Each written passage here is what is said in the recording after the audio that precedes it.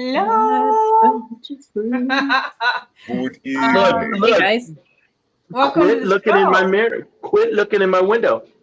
Oh. Hey guys, what's happening?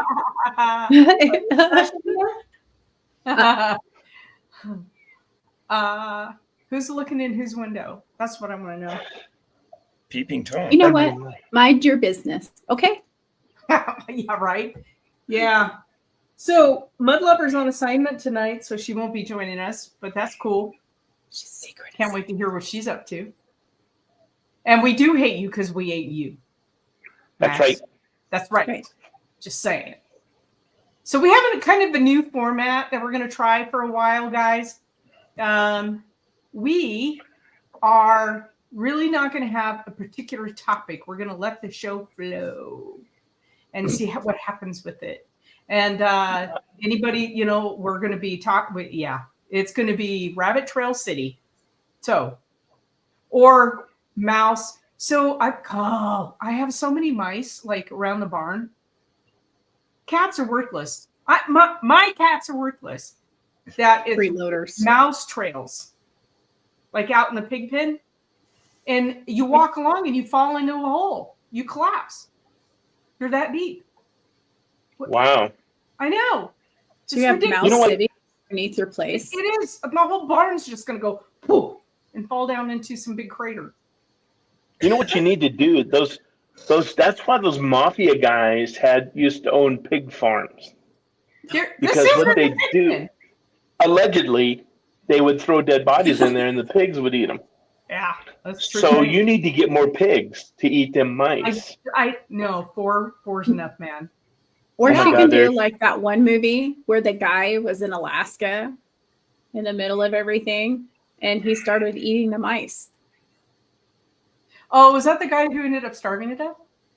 I can't remember. It was like an old child. Anyway, Into the Wild. That's what it is. That's the guy who ended up dying. Into the Wild, wasn't it? On the bus. He ended up dying in the bus. That old abandoned bus. No, that's not that. No, I can't remember. But I do remember he was in the middle and he started eating the mice. He's like, heh. You're thinking of the movie of the guy that tried to bond with bears. Oh, you're thinking of Into the Wild. And the guy that Into the Wild, that guy that tried to bond with all the bears, and the bears ate him up, and he was chilling yeah. Timothy Circle of Life. Circle of Life. I don't even know. No, Into the Wild is the dude who died in Alaska on the bus. It's Christopher McCandless. He went to Alaska believing that he could live off the land, and he got trapped. A river swelled, and he got trapped in a situation where he could never get across the river.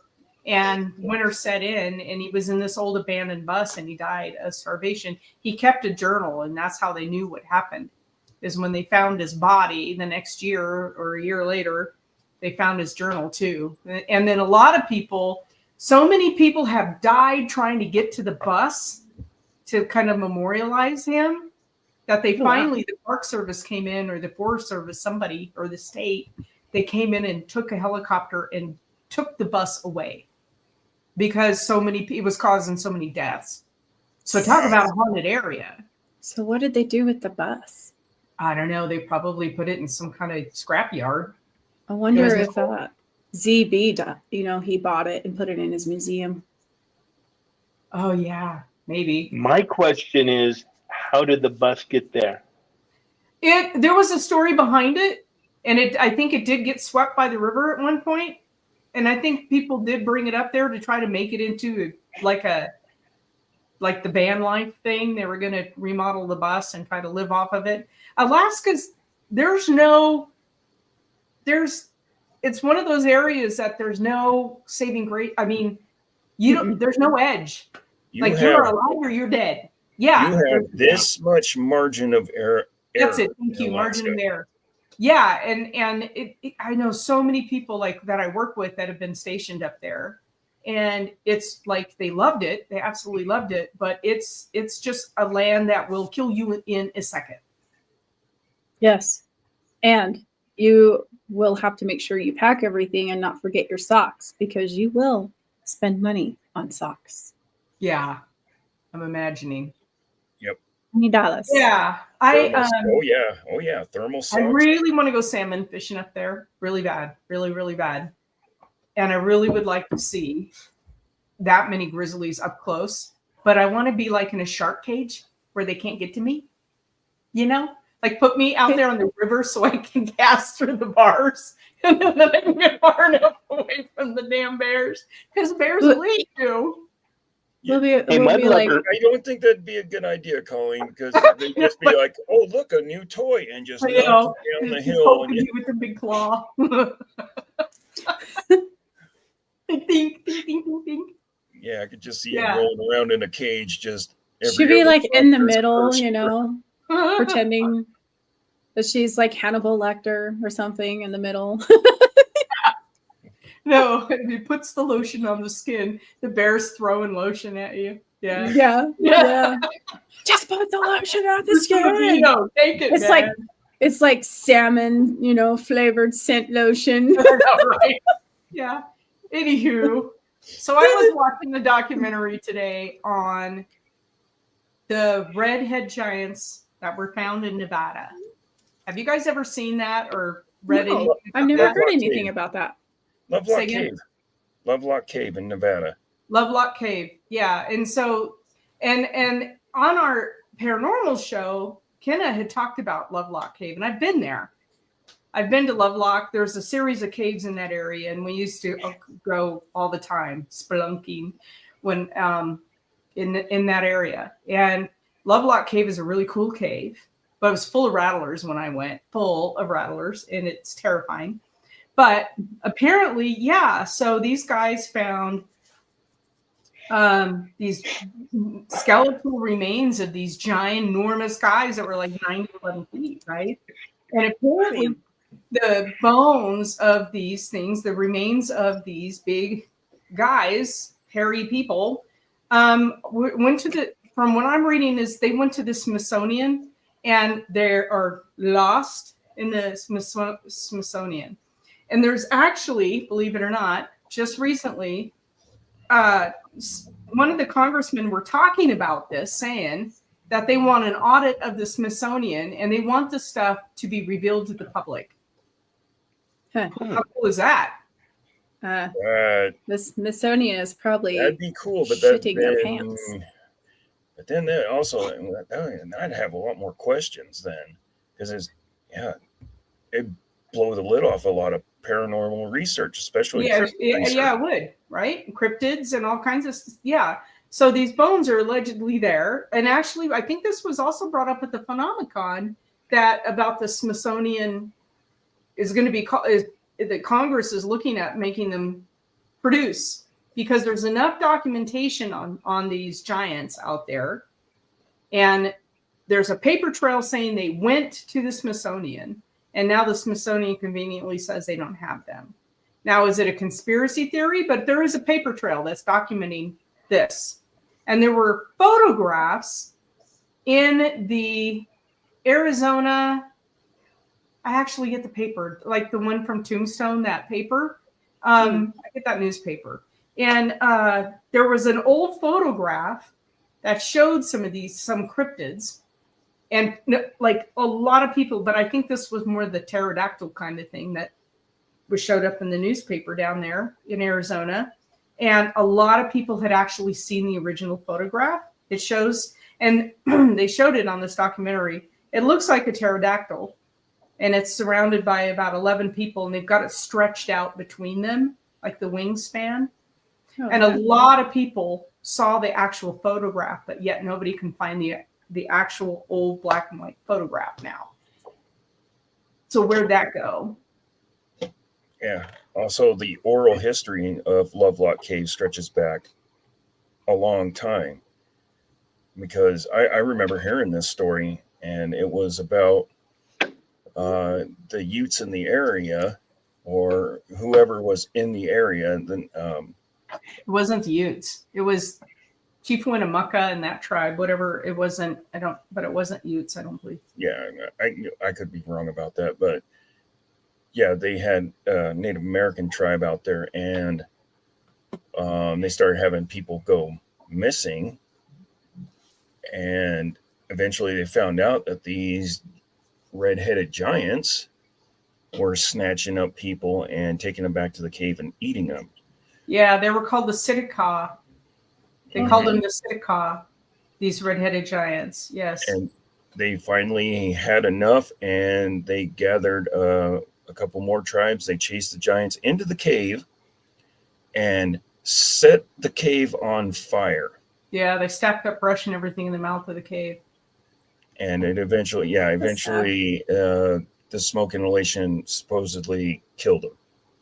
Well, these things were eating the tribes, the tribal members. They were devouring them, and they were at war with them. And then Chief Winnemucca's daughter, she went on a speaking tour and was telling people about this. They actually called it a war, that they were warring with these things. And yeah, so McKenna brought this up, I think, like a year ago on our other show. It was really interesting. And just by chance, I ran into a documentary on some of these unsolved stories, these mysteries. And it was a really, really well-made one. But I was fascinated with it because knowing, then I connected that with what somebody said at the Phenomenon. One of the speakers was talking about the Smithsonian having the bones. And then a couple weeks before the Phenomenon, it was a congressman or somebody was talking about how they're going to do an audit of the Smithsonian because of these skeletal remains that have gone missing. And that's not the only time I've heard of something happening, and they've got some kind of giant or cryptid or something like that, and they've got it, and somebody shows up and they're like, okay, well, who are you? And they're like, the Smithsonian. They're like, okay. And they're, what are you doing with the bones? And they're like, oh, we're going to take them back and analyze them, look at them, blah, blah, blah. And they disappear. They take it back. And then somebody's like, well, what'd you find out about this? And the Smithsonian goes, I don't know what you're talking about. No idea. Yeah. Yeah, So, I don't know. Conspiracy? I don't know. What do you guys think? I think it edges on conspiracy because I've heard way too many stories about the Smithsonian losing bones.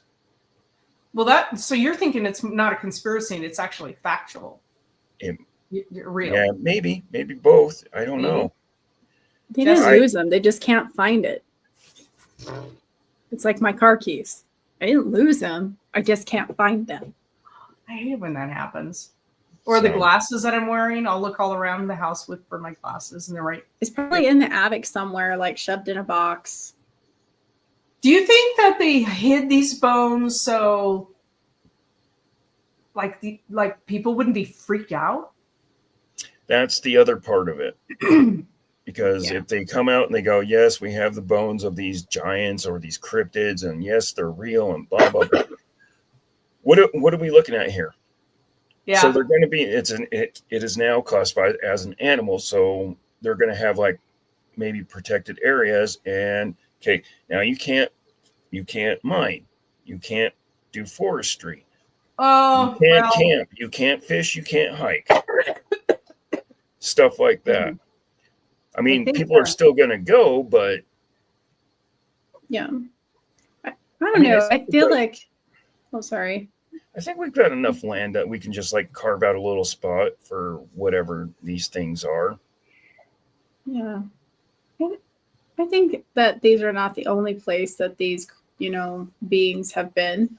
I mean, we think about like in ancient times in Greece and all the stories and stuff that they have wrote, and even far back.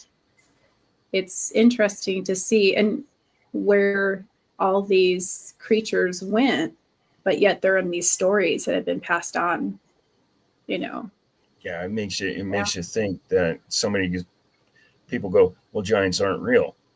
Really?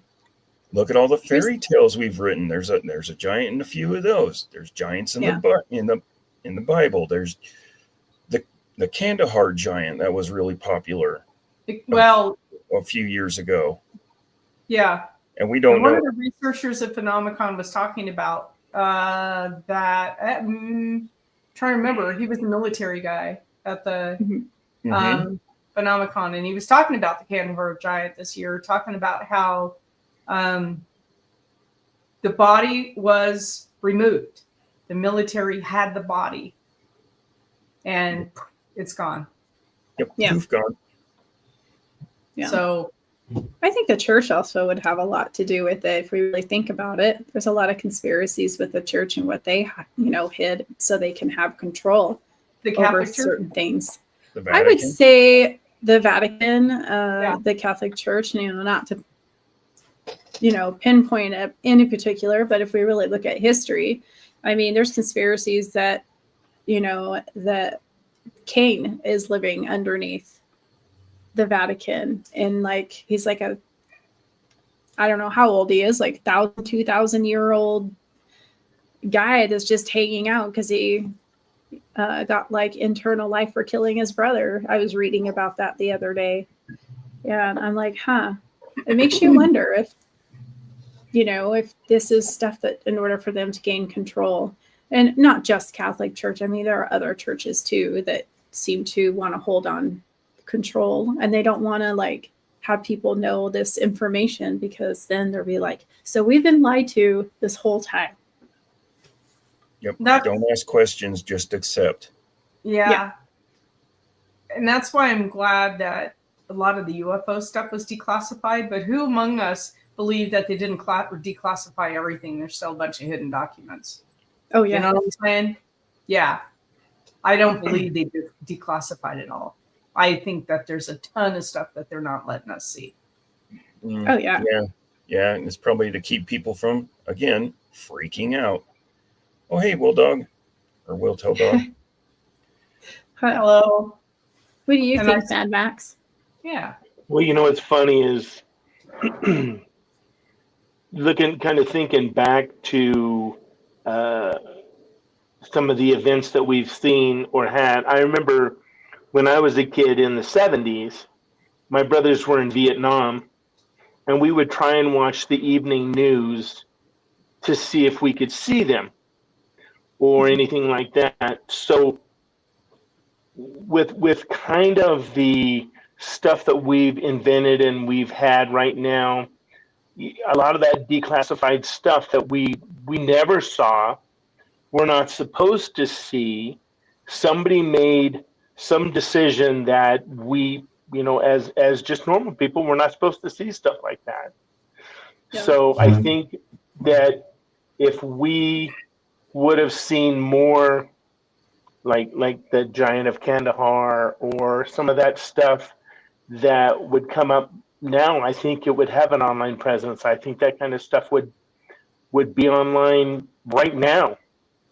They can't shut all that stuff down. There's too many stories out there of stuff that happened, but where's your results? Sorry, we don't have them. Now that we have cameras, everybody's got a camera and a computer on them. Heck yeah, that stuff's right now. So. Yeah, I'm hoping that someday, I don't know, I think that we can take it. I think what we can't take are the constant lies. Because then it makes you distrust everything. It's just give us the information. Yeah. We're grown-ass adults. We can handle it. Yeah, but you know what? Not all of us can. Yeah, that's How true. many of us know folks that have been out of the military, or they've been out of those super secret government jobs that they can't say anything.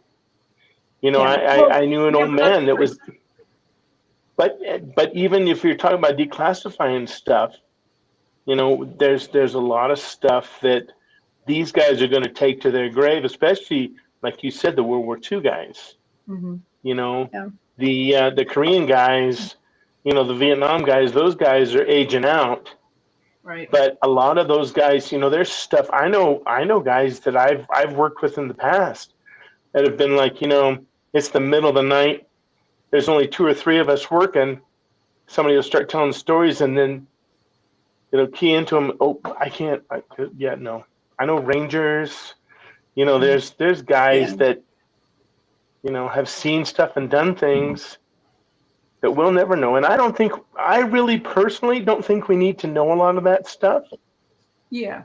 I think you're right about that kind of stuff, those ops missions and stuff like that. We don't need to know that. But the stuff that's like UFO, cryptid. Well, look at the drones. Look at the drones, about 6 months ago? Oh, yeah. Right? And they were all over the place. And oh my gosh. And this was, oh my gosh. And that was, people are chasing them and following them and filming them. All of a sudden, they just went away. Yeah. Whose were they? Well, we can't tell you that. I feel like there's a lot of government stuff going on that, for instance, like you just said, the drones, right?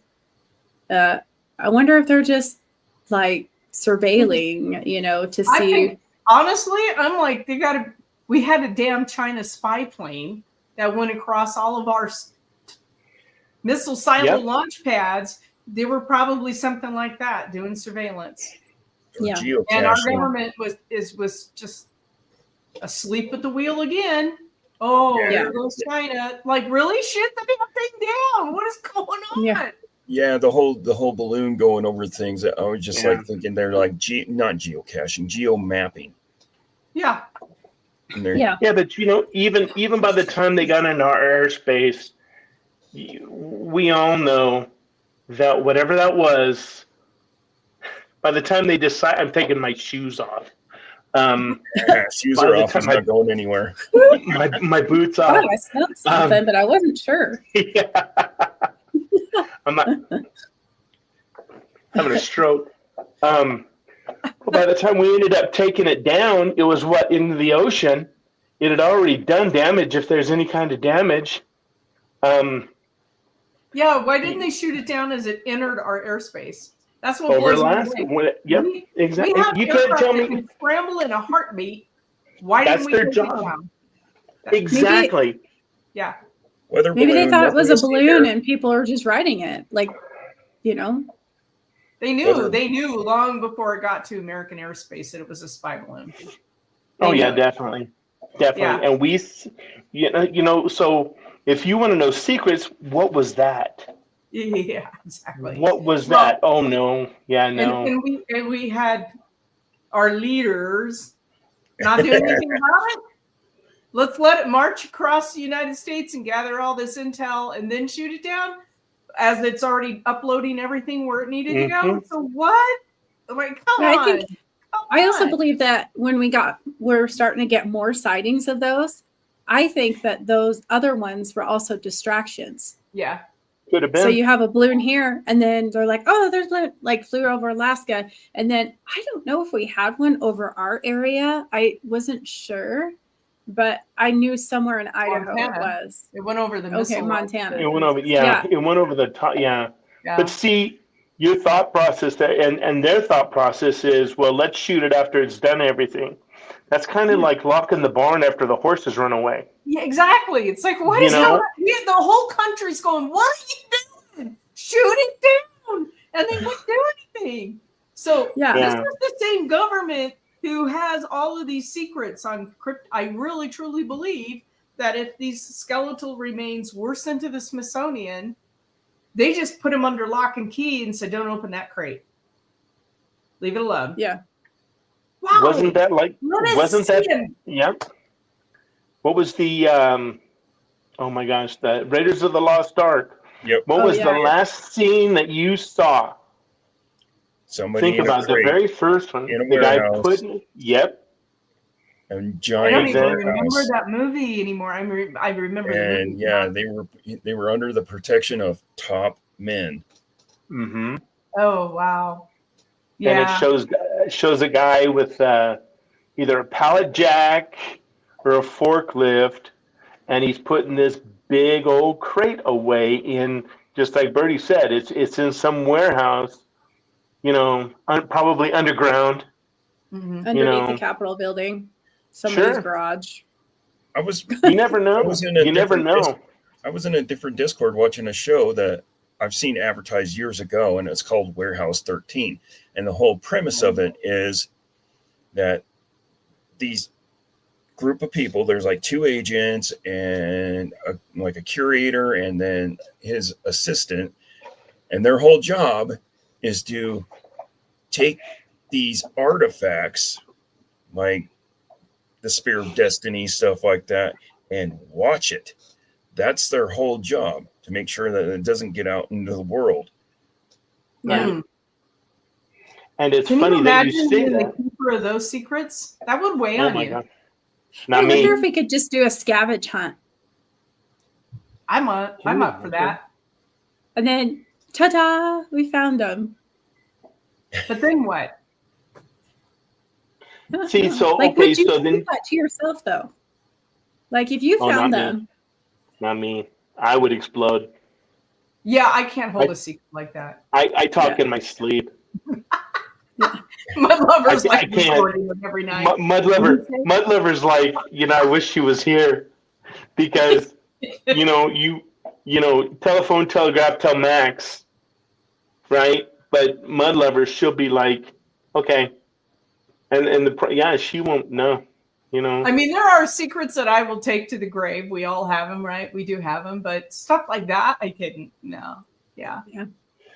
Yeah, And like, it's fun. I'd have Go a ahead. thumb drive full of a list of like artifacts and bones and all that information just on a thumb drive. And then, when I do pass on, I'm going to be like, have instructions to open this up, kind of like a dead man switch. Oh, yeah. Like redundant thumb drives all over, in safety deposit boxes all over the world. Yep. You all talk this about this. information on thumb drives in different banks all across time the capsule. world, buried in my backyard. Hopefully, you will die so long from now that thumb drives will be obsolete and we won't have anything that can read them. It's like a floppy disk. Like the 3.5 floppy. The 3.5. I remember the big square ones. Well, yeah, but those were yeah. after the 3.5. The 3.5s were the first. The little hard ones, those were the first. And they had a little lock on them. You could lock them so you couldn't overwrite stuff. And then like I would sit in class and play with the metal part. Yep. I know. Yeah. I was really bad at that too. And having them click, click. Oh my God. Yeah, nothing can read those anymore, right? We don't have any technology. So DVDs and all of those thumb drives it's all going to go away. Something new will be developed, and then we're screwed because we have all this information on thumb drives everywhere. Yeah. Well, yeah. There's ways to take DVDs you take a VHS, put it on DVD, and then put it on DVD, and then put it on. Yeah, but there's nothing that can read those 3.5-inch floppies. Not anymore. No, I don't think there's technology. You'd have to go to a museum to find anything like that. So my mom had like the very first computer processor. It was the Tandy. I think it was made by Radio Shack. And it looked like a giant suitcase. And then you opened up the front and there was a screen this big and it was in green. Yepers. Oh, yeah. That was it, man. We were so excited to use that. And then like it lost its novelty. Like the second day you had to lug that sucker around. It weighed like 60 pounds. Yep. I just remember playing Oregon Trail. Brick. Oh, yeah. Oregon Trail. I remember the brick cell phones that came out. Yeah. Yeah. My boyfriend had a Corvette and he had a brick cell phone and he was like, he was living large. You know what I'm saying? He was straight pimping. Yeah. He was, man. He'd take them T-tops off, had that brick phone. So talking about phones like that, hey, is it legal here in Idaho to drive down the road and talk on your phone? Hands-free. Well, hands-free. But it could be municipality by municipality. In Bannock County, it is not legal. So it may not be a state thing yet. It could be just an ordinance thing, city and town kind of county. Is it? Did you hear about that? Yeah, it may not be state level here yet. Did you hear about that new law that they passed in the 1st of July that you can't sleep in your car in Idaho anymore? Or is that just a fake thing? I'm sorry, I can't give legal advice. I don't know. I always wondered about that when you have the keyless starts. Like if you're drinking and you want to sleep it off, and you come out of the bar and you sit in your Jeep, because my Jeep have just the push button, right? They'll pop you for DUI, even though the ignition's not on. So it's like because you're in the driver's seat. Is that it? So if you get in the back seat, you're cool? Mm-hmm. Nope. Okay. Nope. No? Nope. You can sit in the back seat, take your keys and throw them up into the front, and they will still get you for DUI. That doesn't make any sense to me. That is not correct. Because I really disagree with you. Intent. That is not. You got to show intent.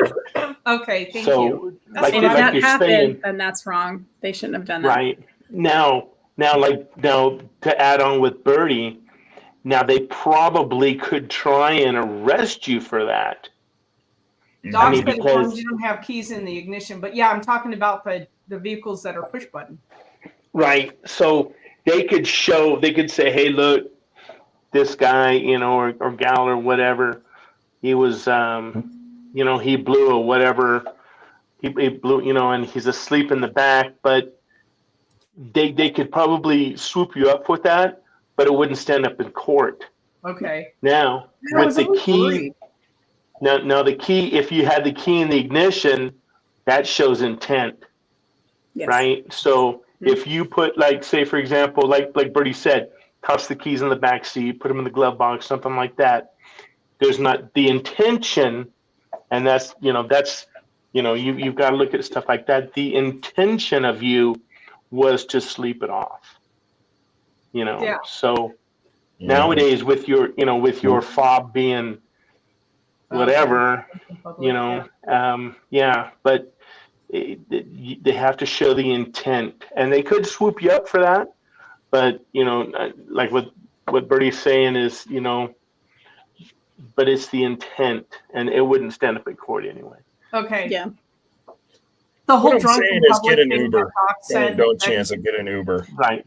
Just That's call Bertie. right. Bertie will come Just get call you. Birdie. No, it won't. Yeah. Well, now with Uber, I mean, you have options, but a long time ago, you didn't. Like, I didn't have any options for quite a while where I live, right? Because I'm so far out. But the drunk in public statement that Dave made just now, Doc. What? I can't read it. He said possible drunk in public, if anything, like if they caught you sneaking it off. That's true. Yeah. That reminds me of the who are the blue collar comedy tour, or those guys. Oh, Ron White. He's Ron White. They call me Tater Salad. Tater Salad. And then you have that whole drunken public. Jeff Foxworthy, and then oh my gosh, Larry the Cable Guy, Bill Larry the Cable Engvall. Guy, right? So there you go. It was because Ron White came to the casino here. We went. Oh, and yeah. saw him, right? And but his routine about drunk in public is one of the funniest things I've ever seen. He said, he goes, so I'm in a bar, the whole thing's about him going to a bar and getting lit. And then they throw him out. And when they threw him on the sidewalk, he got arrested for drunk in public. He goes, drunk in public? I was drunk in a bar. They threw me into public. It's like, I didn't. What did he say? I wasn't drunk in public. I was drunk in a bar. I got thrown out into public. He also says something like, I don't know how many it was going to take to kick my butt, but I knew how many they were going to use. I know, right? So Will said, I saw a company that maybe 5 years back was still making 3.5 inch and 5.5 inch drives. Mm-hmm. For nostalgia mainly. I wonder if all those old discs are still good and accessible after all these years. I don't know, but it's curious, Will, because I've been archiving a lot of stuff for my job to make sure that we have it, right, electronically, and we're going more and more that way. But I have 3.5 inch discs, and I have a lot of information. I have no way to pull it off. So I don't know. I guess I could send it somewhere, maybe. Yeah, I have a floppy drive. For a 3.5 or a 5? Yes. Really? A 3.5. So if I give yes, it to you, I just thought of it was my father-in-law's computer, and he still has a floppy drive in it. Does it still work? Yeah, I think so. I just Can I give you unplugged the it disc? and put I'll it in give the you closet. disc and see. I mean, it's not like state secrets or anything. Oh, Yeah, that'd be man. cool. What, that's Birdie? that's it. No, I was just saying you're like, there's no state secrets in it. I'm like, oh, but that's Doc said I have a lot of people that came through on probation for getting drunk in public. Yeah. And then Tater Salad, he said he had the right to remain silent. He didn't have that capability. He did. Right, exactly. I liked him. I really liked. He was good. Yeah. Didn't he say when I was little they called me Tater Tot? No, that's his son. Oh, that's his son. That's his son. So yeah, Because I remember that watching was him a long time ago. Yeah. But Oh my gosh. They're calling Arkansas to figure out what his name is, and he's all beep beep beep beep beep beep beep. They have dots and dash in Pegless, Arkansas, or whatever. They call my son Tater Tot. Yeah, and he's funny. He's friggin' funny. He retired the year we saw him live. He retired from doing stand up. So yeah, what a shame. He was fun. Yeah, wonder what those guys are up to.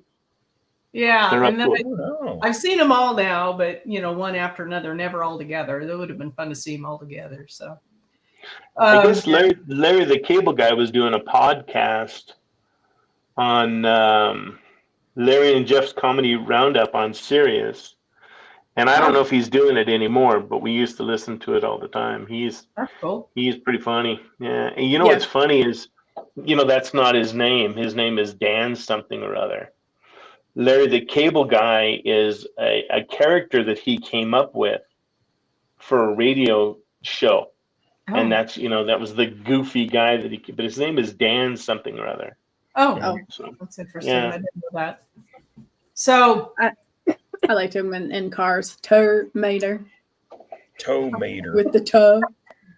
Yeah. All right. So one of you said that you were going to actually look at some kind of like superstitions or some kind of legend or something for tonight. I wonder what you came up with. So, Mudlover and I looked up some stuff. So, obviously we're not from here. We're from the world, and the world beneath the world. I'm from a very small town. Oh, go ahead. Nope, you're good. I had a visitor. Sure? Yes. Did you? Yes. Did everybody else see this visitor? Anyway, so I'm from a very small town in California, Southern California, and we grew up.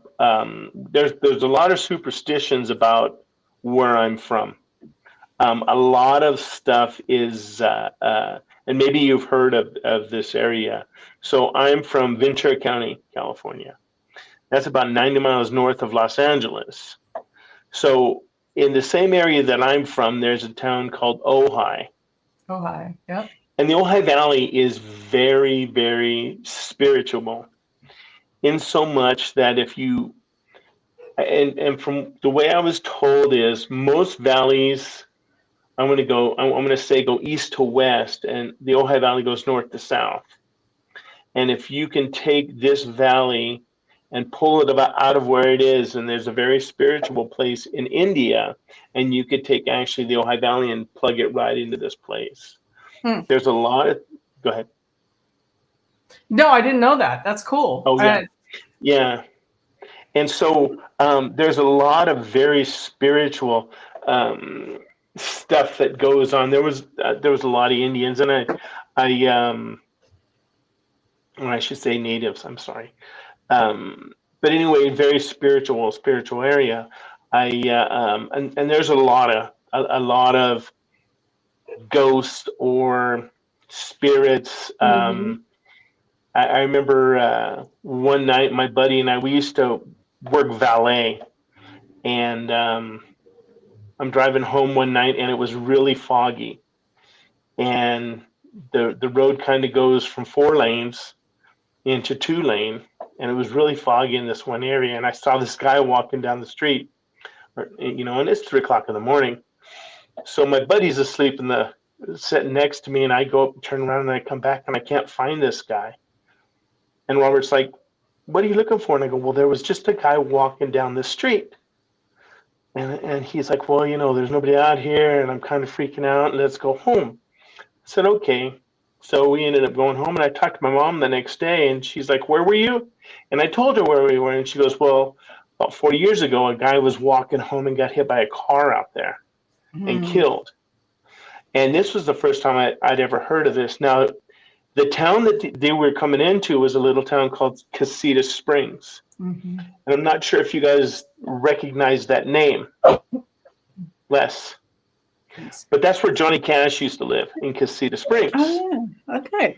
I was like, And yeah, Casita Springs. And that whole area, I mean, he would play great Christmas songs until he just couldn't anymore.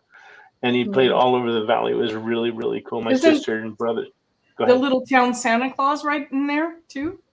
So no, that's a little bit north of us. A little bit north. Okay. Yeah, Santa Claus Lane. Mm-hmm. And it was Christmas all year round there. It was pretty cool. But yeah, so going up into where I lived, I live in a little town called Oakview, and we had a road there called Creek Road, and there was a guy on there. So there's a lot of stories about Creek Road. Creek Road was one of the earliest comfort stations between Ventura and Ojai Valley. And comfort stations mean that was a stagecoach stop, for the lack of a better term. So there was a little campground down there called Camp Comfort, and it's got all of your stories there. It's got the bus that rolled over in a flood, and all the kids drowned, and in the middle of the night, on certain nights, you can see the kids come out, and which is kind of freaky when you're like 10, and your brother's a jerk, and he's telling you all about this stuff because it's funny to him. But there was a story out there about 1948. There was a really bad brush fire back there, and they didn't have enough people to actually put this fire out. It was one of those fires that just burned and burned and burned. Well, there were people that lived back there, and the story goes that this guy was coming back. He was a firefighter. He was coming back, and the fire had burned around his house and ended up burning his house down with his wife and his kid in there. And he had run into the house while the house was on fire, and then he didn't make it out. Oh. So the story is that Charman actually haunts this place. And if you go to a certain place, and if you get out in the middle of the night and start yelling, help me, the Charman will actually come back out and chase you off the road. We were out one night. I was a volunteer firefighter. One night we're out driving the fire engine around because we could. And we were pumping water, and there was 3 of us out there. And I'm on the hose panel. And on the older engines, we had I want to say an mid-70s Lodestar International, and we didn't have those handy talkies. So the way you get your guys on the nozzle, the way you get you get a hold of them is you run the throttle up and you throttle down, and that tells them that they want to talk to you. So I'm at the hose panel, middle of the night. We got lights out. We're just playing around, whatever, and we're pumping water. And this guy comes walking up to me out of nowhere. And he goes, that's a big fire truck. And I said, yeah. And he goes, things sure are different. Things sure have changed since I fought fire. And I turned around and talked to him, and he was gone. And I was like, wow, that's kind of interesting. So we shut it down, we drag up, we get everything put away. And I'm right down the tailboard, which is the best place to ride in the entire world. And we're turning the engine around, and I look up and I see this guy walking towards me, this same guy walking towards me. And I got the chicken skin right now. Oh, wow.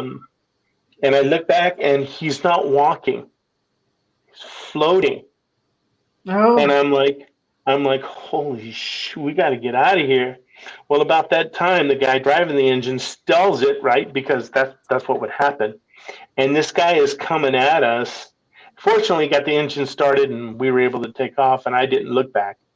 I was like, nope, that's not going to happen. So, but that whole area down there is just really bizarre. There's supposed to be a vampire that has a glass lid, and his coffin, or where he's buried, is actually protected by a devil dog, not a Marine, but an actual devil dog.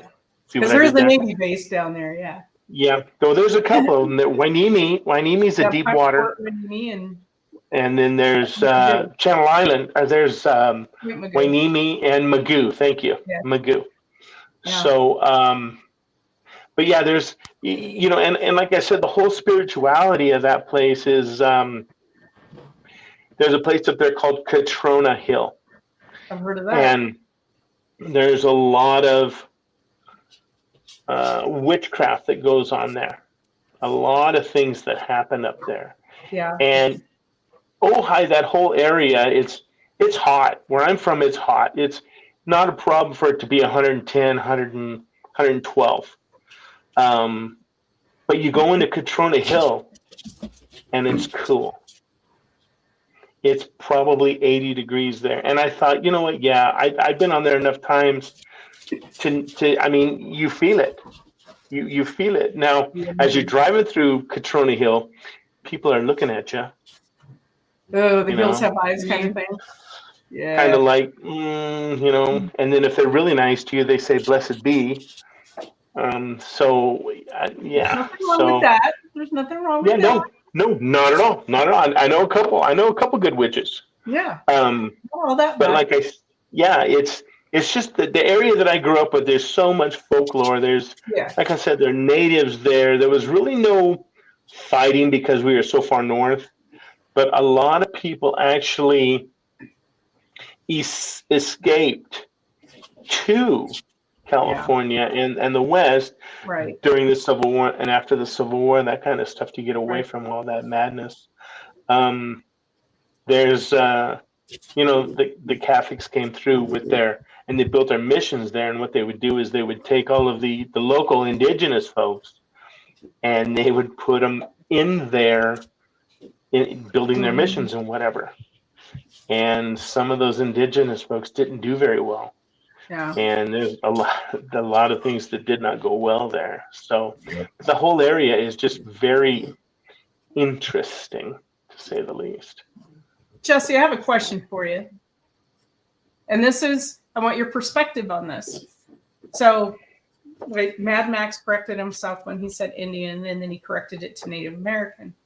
So when I take training through my job, and where I work, and it's put on by tribes for different tribes, the training I have to do, they call it Indian country. Is that a derogatory word now? Because we're still using that in where I work, but there's a lot of changes, like. Yeah, it's just a lot of changes, like I guess it's just more they want more more respect. I can't really speak 100% on it, like I grew up, we were all Indian. If you look at the treaties, that's what it says on the treaties, Yeah, I'm trying, but I don't want to misuse the term and be insensitive when I'm speaking about it, Yeah. So you would use the term Native American instead of Indian now? Yeah, I think, and that's just because I want to give that respect of what they want, What they want. Sure. Yeah. But we have to think too, they've been called American Indians for many years, and that's what they were called in some of the, I think it's the 1821 treaty. Yeah. Well, and I'm reading old newspapers, I go through them all the time too. And so I see different terms, and I always just want to be respectful because I don't know what to say. I don't know what to say. I don't want to offend anybody. Yeah. I think it goes by whoever you're talking to. I'd always just be safe and, just call it the, Native American. Yeah. Yeah, I found it curious because I took one of the trainings maybe 3 months ago, and that term was used, and they were putting on the training. So I was trying to figure out, like, I don't know what to say now because, yeah. Anyway, David says, my children are Native. That's what is preferred, Native American. Okay, cool. Thank you. Yeah, I never. So, yeah, good job, Mad Max, correcting yourself. Because I don't know. I don't know what to say half the time. Anyway, that area down there. So, Ojai, isn't that also close to, if you go further west, is Moore Park? Moore Park is there, right? Right. So if you go, Moore Park's going to be east of Ojai. I mean east. Yeah. East. So yes, thank you. East. Moore Park, Simi Valley, of that whole area, Angeles, that kind of stuff. Yeah. So Simi Valley that's where MASH was filmed. Right. And my dad worked on that set quite often, and we'd go hang out on the set, not knowing that it was such a big hit at the time. Yeah. I thought that was more Tahunga. No, it wasn't Malibu. No, it wasn't Simi. They might have had a different sound stage or a different stage or a film location for certain scenes over there, but Simi is because my aunt lived in Simi Valley, and she was not very far from where they filmed.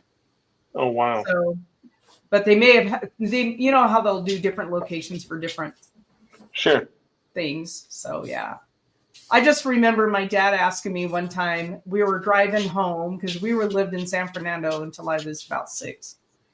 We were driving home, and my mom and dad asked me what mountains were made out of, and I said rocks and dirts and peace signs because they were everywhere. Everywhere. Yeah. I think that is really cool. The Charman, though, that is a really cool. The story is haunting as hell, but that you grew up with it and that you had that experience. A lot of us grow up with these legends, but we don't have personal experiences to put with them. And you did. Well, you know what's funny is that whole area down. Like I said, Creek Road. There's a lot of stuff that happens down there in general. There was at one point that there was some ritualistic things going on down there as well, and it's just so friggin' spooky down there that it's interesting. It's really interesting. And I remember when I was a kid, a guy had a monkey on a chain. Oh, geez. And I thought that was the coolest thing. I had a monkey on a chain, right? Yeah. And one night me and my buddies were down there, and I saw something on the side of the road, and I was knocking on my buddies. I was in the back of the truck when we could do that, and I was knocking on the window, and he said that I was beating on the window, so I got out and started walking, and it's dark down there. And there was something following me down the middle of the road. And I have no idea if it was that damn monkey on a chain, if it was a dog. I have no idea. So this is the area you're talking about, right? Creek Road? And back then, there wasn't probably all of the houses out there. So when I was a kid, there were only certain areas that were developed. I can't speak for now because I haven't been down there in a while. And of course, I can imagine that there's a lot more building there. But if you go, let's see, so that's Creek Road. If you pull your cursor right around there, that's Oakview. That's where I grew up. Okay. That general, yeah. And then there's a lake over there called Lake Casitas. It's a man-made lake. My dad helped build. So, pretty interesting stuff. But yeah, like I said, that whole area is just pretty interesting. Didn't this dam fail? No, that dam has never failed. That's the dam Maybe it was the Cascade Dam. I can't remember, but there was a big flood that took out a bunch of people. Was that so? That would have been the Santa Felicia, and that'd be more over by Fillmore. Valencia area, and that would have been in the, I want to say late 40s, early 50s. I don't know right off the top of my head. Well, But that was, it was that the was pretty original gnarly. By Felicia. By Felicia. Bye, In Felicia. fact, that when that dam burst, they knew that it was going to burst. Apparently, somebody had taken bribes for that, and they didn't use correct stuff, and they didn't use enough, and the concrete, da da da da da. And actually, they said that some of the concrete had never set up, but it had been raining that year really bad. And when that dam failed, there was, so that's going to be probably in about 60 miles north of where Wainimi is. And there was 3 feet of water down that far down. They recovered people for a long time there. As a matter of fact, there's a place called the Glen Tavern. And that's in, I wish Mud Lover was here. I think it's in either Fillmore or Santa Paula, I can't remember. But the Glen Tavern was one of the only places that didn't have any water damage. And they used it as a morgue. Oh, God. And that place is haunted. We stayed there once, and Mud Lover was kind of wandering up and down, and she's like, "Well, there's somebody standing there," and I'm like, "No, there isn't." Yeah, actually, there is. Yeah. And it was pretty interesting, to say the least. You know, that energy, because we had the dam failure here, right? Was it Rexburg that was basically wiped out, or it was Teton Dam, but I don't know if they were. Dam? And I don't know if they were wiped out, but it did flood quite a bit, all the way down here. Like, yeah, that's what I thought. The Snake River Plain was pretty flooded. So when that dam failed, and so that energy, I don't. There was some people that died in that one, but certainly nothing like the one Max is talking about. That one was terrible. I remember seeing something on that years ago, watching something on that, because I had no idea that had happened. Mm-hmm. Never taught to us, and I'm like, oh my God, it was terrible. We had, go ahead. Well, I was thinking about the energy that remains after an event like that. That there's got to be, if you go up to Quake Lake, because that took out a bunch of people. Yeah. And wasn't it how many people? I can't remember on that one. Yeah, I don't remember. It was a lot. But it was quite a few that were camping when that earthquake happened and all that wall of water came down the campground. And that Quake Lake, I don't think it's just the eeriness of how the lake looks, but it is crazy, the energy that remains up there. Yeah. A lot of energy. Mm-hmm. Yeah. Okay. Thanks, Will. Will is saying that just about terminology. So, David says absolutely residual energy in tragic locations, and absolutely it happens, and you can't. I think if you're sensitive, you're going to feel it. You're going to tune into that, and you may not know that the tragedy took place, but you're going to feel off the whole time you're there. Yeah. Or like that tavern being used as the morgue, you're going to feel that residual energy. Oh yeah. Look at how many especially when you have gifts, it's like you have to protect yourself in that kind of energy, just because it's kind of like everybody. I always think of that movie Ghost with Whoopi Goldberg and everybody surrounding her. That's how I feel sometimes. And everybody's like, hey, hey. And I'm like, only been able to get spirits that actually need, or the person that I'm with that needs to hear what's going on. It's a lot. I imagine. And so you have to, for me, I have to create a bubble, and say, I'll let you in if I need to, if there's a reason. Right. So, but that's just me. I don't know how other, it's interesting hearing how other people. Office hours are between 10 and 2 and coffee. Correct. Appointment, please. Yeah. Yeah. Yeah. Well, this was interesting. I enjoyed the show, guys. And thank you to our audience members. Yeah, we had a lot of fun. I kind of like this more open format where we can just kind of free flow it and let it go. So if you guys are watching the show, and you've watched the other formats, let us know what format you choose. We'll hang with this one for a while and see how it goes and how comfortable we are with it. I like this one. I do too. Yeah. Just let it flow. Mm-hmm. Yeah. Just Yeah. Mad Max is traveling again, huh? You're always on the road. I am. I've been in 3 states today. Well, 3 states today? Yeah. Were you able to touch them all with your legs and your hands? I probably could. I could. I was in Wyoming and Utah and now back in Idaho. Oh, yeah. Yeah. So, crazy. And I was scared because I was in Wyoming and I didn't get shots. So I'm always afraid to go to Wyoming without my shots. So, the rabid population over there or something.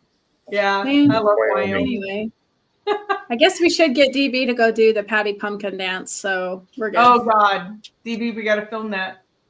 Me? I'm playing. Let's do it. Yep. Let's get together. punch him in the face. Kick him in the crotch. Ride the broom. And That ride man the was broom. definitely my dad. We've got to show you guys what we were talking about. That was definitely my dad. He had no sense of rhythm or timing. Like That's the best. listening to a beat and he's like completely off, and we just crack up because you're like, "What are you doing, man?" See, that's the best. That's and the best thing is when what cracks me up is like with and I love to use Mud Lover as an example. She makes me laugh, and she doesn't even try to make me laugh. Just she's so yeah.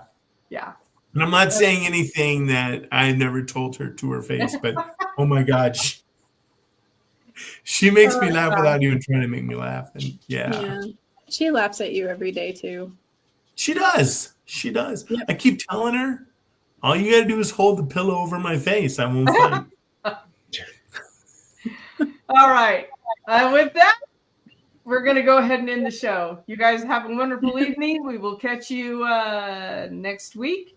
And want to shout out to our fans in England who are watching our lives. Thank you so much. Appreciate you. I know you're getting up at 4 a.m. to watch us. So thank you. We appreciate it. Like and subscribe. Yeah, definitely. Thank you. Please like and subscribe. Check out our shorts. I mean, not my shorts, but shorts. Yeah, I don't want to. Anyway, good night.